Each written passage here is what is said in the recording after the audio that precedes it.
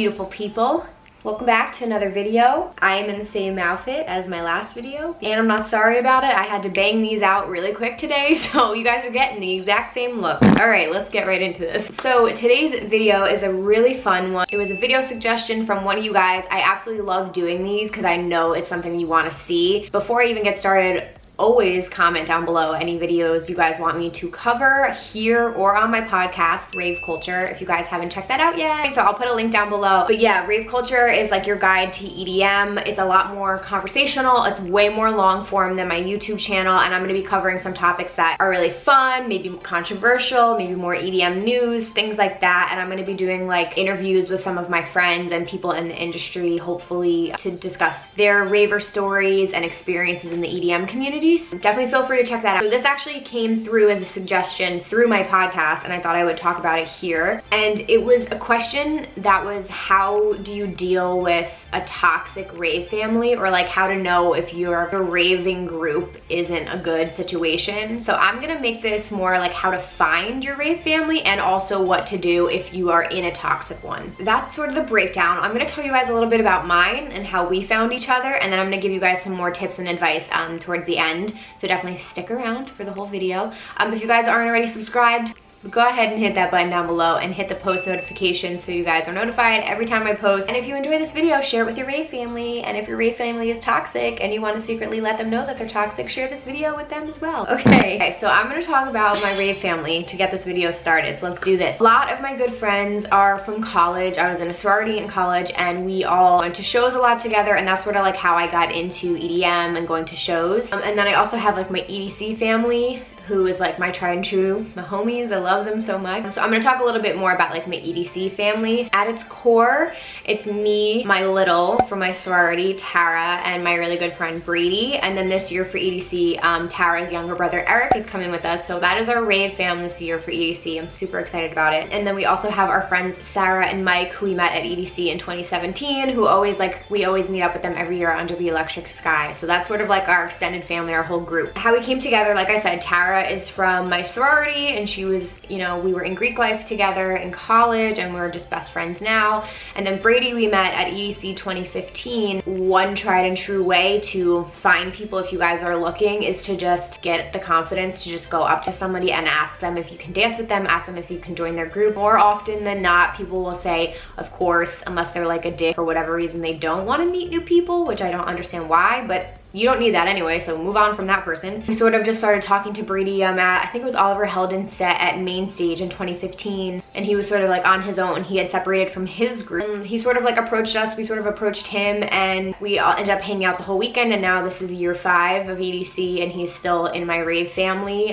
Sarah and Mike were a very similar situation. We were all dancing at Dylan Francis at Main Stage, and the two of them just tapped us on our shoulder, and they were like, you guys seem really, really fun. Can we dance with you? Can we hang with you? And we were like, sure. You want Snapchat camera?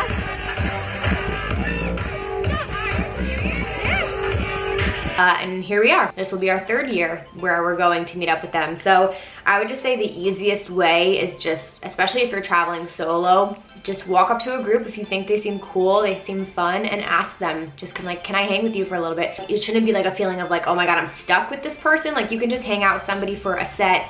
If it's a good vibe and you guys like each other, you can travel around to the festival. If it's a local show in your area, you might run into people a lot, which is really cool. So you never know. But even if you're a person who has like social anxiety or something like that, I can't even tell you how, you know, welcoming people are at these big festivals. So I would go out of your comfort zone and just approach people. At camping festivals, I feel like camping festivals are a really great way to meet people because you're in the campgrounds together. I've never done a camping festival, but just from what I've seen and what I've heard from my friends, obviously like you're all parked near each other and you're cooking together, or you're having like pre-games and stuff like that. Like, it's so easy just to go around and see who else is like having a good time, playing games. You could always lend out your cookware if somebody needs something, or offer drinks, be the people that start the party, have games. There are just definitely ways that you can interact with each other, especially if you're all gonna be next to each other for 4 days, like camping out. So especially if you're traveling solo, I think camping is a great way to go to meet people. At EDC, they have like this whole mesa, they have a pool, they have group activities, activities. So I would say like just put yourself out there, attend these activities. I think that'll be an easier way to meet people, especially in GA. So I know a lot of camping grounds, they offer like more VIP experiences or like quiet camping. I know Lost Lands does that. That might be an area that's a little bit more secluded because you kind of are in a cabin or like whatever it is, versus like a GA camping where you're all kind of on top of each other. I feel like that's more of a place where you can really get to meet people. Another way to find a rave family, obviously having a common interest. So if you guys are here watching this, you probably are all into EDM, or you have your favorite artists that you always go to see shows. There are tons of like Facebook groups and Reddit groups. I belong to like a Seven Lions one, a Jaws one, EDC, like all the festivals. And I always see people posting stories and videos from the shows that they go to. So join a community online for sure. Another thing, if you have never done this, attend your first meetup. I'm hosting one at EDC. Hello. I hope you guys come. It's Saturday inside the festival. Usually most festivals will have multiple meetups. Like somebody you watch online might be hosting a meetup. I know the Reddit community hosts their own family meetup. Facebook, there's like different things. I've seen res meetups at shows. So if you're really interested in like putting yourself out there and meeting new people, definitely highly suggest attending a meetup, because it's just like a whole bunch of like-minded people coming together. You know, the hopes of my meetup that I'm also hosting with girl Jemmy on YouTube, I'll put her information down below. She's gonna be there as well. And then my friend Cotton Candy is probably rolling through. So we hope that you guys all come and chat with us. So this one's a hard one, but I have to recommend going out frequently. I will say a couple of years ago, I was going to shows like all the time, regularly, almost every single weekend. And I met so many people in that time that I'm friends with now, but I did make the effort to like go out frequently. I want you guys to just be honest with yourself here. Like if you're sitting at home, if you're doing the same thing every weekend and you're like, oh, woe is me, I'm not meeting any new people, like I'm trying to find a rave bay and you know, whatever it is, like, are you doing the same things all the time? Because doing the same thing all the time isn't going to give you any different results. So a rave squad isn't going to come to you, you need to go to them. So a lot of people that I have in like my circle are people that I've met out at shows. Get out of your comfort zone, find some new opportunities. I promise you it'll be for the better. Another one, if you guys make friends at these festivals and you only get to see them once a year or whatever it is, stay in touch with people. I know that's obvious, but obviously like exchange social media, FaceTime, whatever it is, stay in touch. If you guys can travel to see each other and attend shows together, why not do it? I think that's a great thing. I've had friends who have come to the New York City area and I've seen them when they're here and vice versa. So, you know, it should be a commitment on both sides here. Obviously, you guys, that's one thing I will say about a good relationship. You know you have a good relationship when the commitment and the level of effort is equal on both sides. Keep that in mind. That's something I didn't know when I was younger, and I know now as an adult, and it could not be more true. If something feels very one-sided, not good, not for you. So now we're into the second portion of the video, you guys, and I'm really excited for this. So this is how you know you're in a toxic friendship, toxic group, toxic rave family. No, we ain't here for it. It's very easy to fall into a relationship or a group that's toxic. So you might be in one right now and that's why you're watching this video. Obviously, it goes without saying, if there's constant drama or negativity or just bad vibes every time you're with this group, then that's an easy sign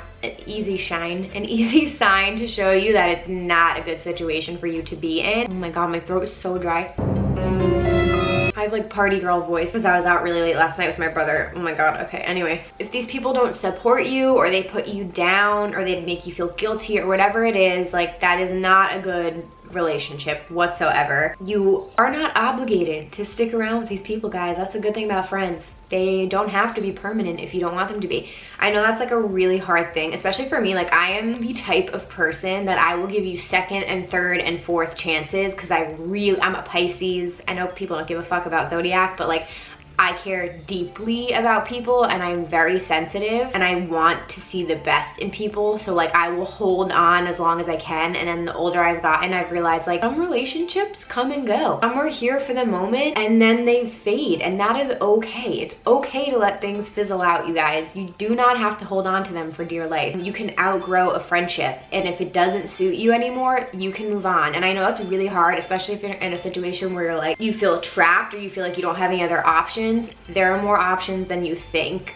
Start hanging out around people you haven't given the chance or you would normally be, maybe people at work. Reach out to other people. You don't have to stay in the situation that you're in if it doesn't serve you. If you have somebody who bails on you last minute for shows or for a festival, because I know that happens to so many people, they're very flaky and they dip on you and it totally screws up your plans.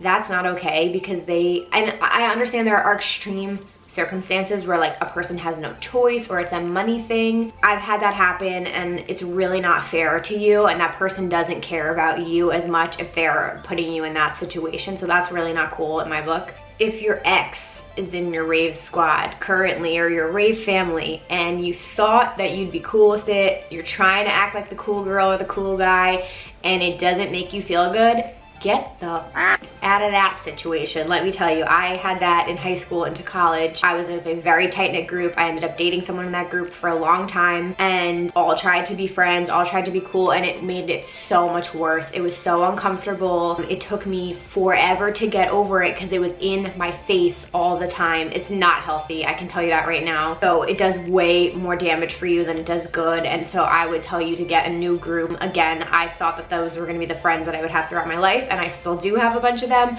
but a bunch of them that fizzled out, and that's what happened. Just know that if you're a young person, your friend groups are going to change throughout your life, and that's okay. So I'll tell you guys one real example before we wrap up this video, because this story cracks me up. But I did have a friend who attended EDC with a big group. I think they got 2 rooms. It was friends from home, I believe, and on a whim bought tickets like with a girl that he was like kind of hooking up with, kind of not, and it sort of like fizzled out. It didn't really like stick too much, and then, you know, the weekend came and they were all still attending this thing together. She just got like very sloppy and messy, and he was like, like, get me out of here, this is so bad. And then ended up doing his own thing the whole weekend, went solo, and had the best time ever. So I can't even tell you guys, again, that is an option. Go solo. If the situation is not serving you, you do not have to stick around. Also, highly don't recommend buying tickets with somebody that you're not like in a serious relationship with. Might not be the best idea, but that's okay. It also like totally kind of screwed up his hotel situation. He like didn't want to go back there every night, rightfully so, because it like they didn't have enough places to sleep, and it was like a whole awkward situation. So I totally feel that. If you find yourself in a very similar situation to that, I advise that you go do your own thing and don't feel stuck the whole weekend in that situation.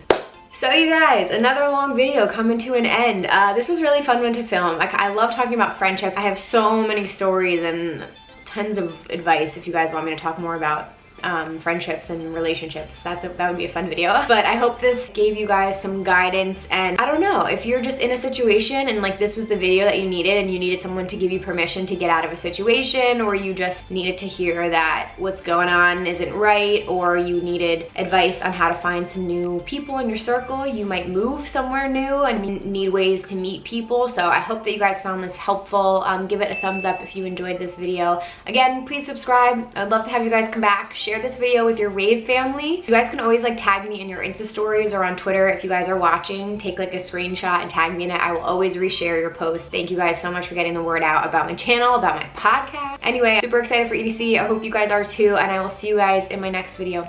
Bye, you guys.